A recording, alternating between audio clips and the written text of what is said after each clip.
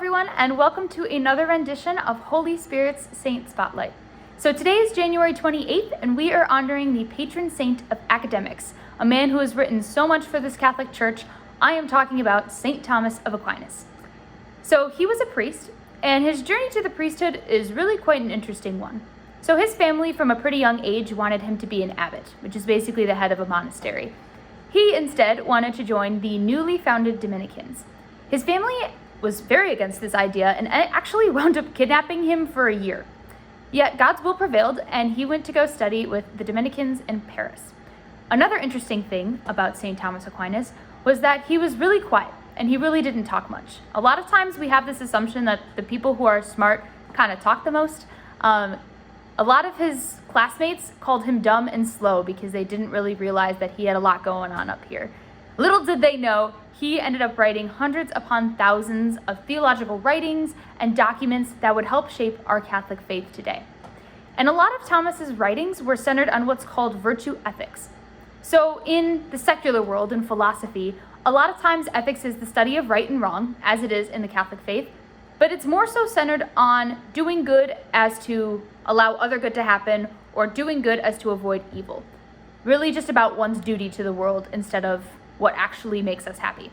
Virtue ethics talks instead about happiness being rooted in being a good person, and by following a life, as it says in the title Virtue Ethics, of virtue. So as a current grad student, I have read a bit of Thomas Aquinas, but he's written so much stuff that it seems to me honestly like he never slept, to be honest. I think I could read forever and still not get to all of the things that he did. But the thing that I really like about his writing, and that's very cool about him, is the way that he argues for theology, particularly in the Summa Theologica, or Theologica, one of the two. I still don't know the pronunciation, but that's his most famous work, and it basically encompasses all and any question you may have about the Catholic faith. And he does so in the Summa with the question of reason in mind. A lot of times faith is seen as this abstract thing where really science and reason don't have any place. Faith is an incomprehensible mystery filled with things that we don't have the answers to. A lot of times we joked in papers that if we didn't know the answer, we could just write, "The church is an incomprehensible mystery," and so we don't know.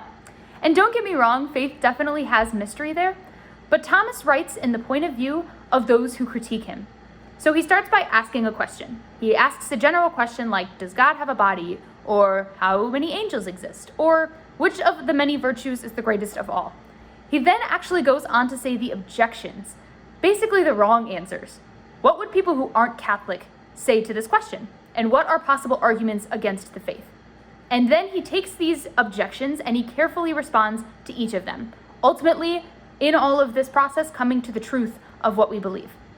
Now, this may not seem important, but Aquinas' style calls to mind that humans do have reason and they do have will. He was actually around during the Enlightenment, which is when reason came up, and a lot of Catholics would try to separate reason from the faith. And Thomas says we should not be doing this at all. Faith and reason are not on opposite sides. They work together and go together very well.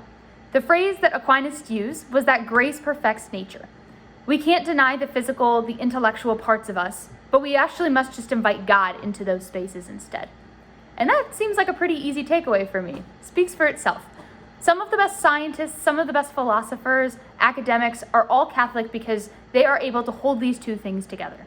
So I encourage you to use your mind as an aid to think about your faith, to ask those questions, to maybe come up with those objections, and then read what Aquinas says, basically taking apart these objections. Because think if Thomas Aquinas hadn't used his mind, who knows where we would be in our faith. So thank you for listening, and we will see you next time.